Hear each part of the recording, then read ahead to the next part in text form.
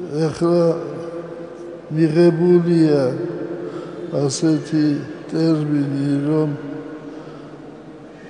თანასწორობა, თანასწორია ცოლი და ქმარი. საღვთო წერილი ამბობს, რომ ოჯახის მეთაური არის ქმარი და არ შეიძლება რომ ერთ სხეულზე ოჯახი ეს არის ერთი სხეული. არ შეიძლება რომ ერთ სხეულზე იყოს ორი თავი. ეს შეუძლებელია. და ბედნიერია ის ოჯახი, სადაც 7 დედა, სადაც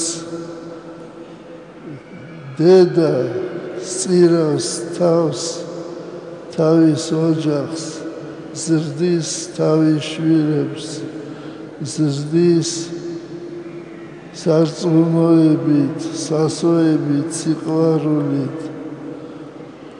მე არაერთხელ მithქვავს თქვენთვის, რომ ყოფილა ასეთი ოჯახი,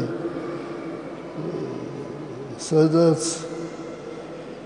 ასწავლიდნენ, დედმამა ასწავლიდა თავის შვილებს ხელმოქმედებას და აგზავნიდა ქუჩებში, რომ ქუჩებიდან მოეყვანათ გაჭირებული ადამიანები.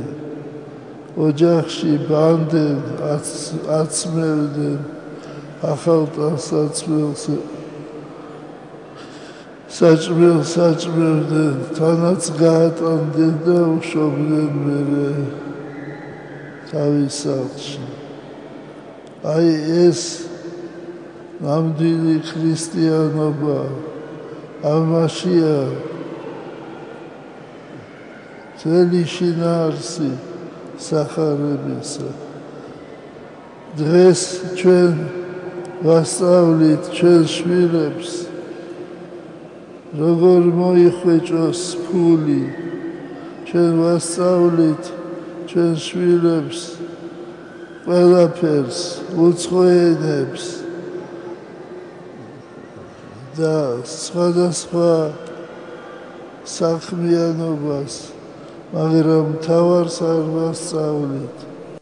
ჩვენ ვასწავლით ძირითადად იმას, როგორ უნდა იყოს ამ ქვეყნად ბედნიერი და ბედნიერებას ხედავენ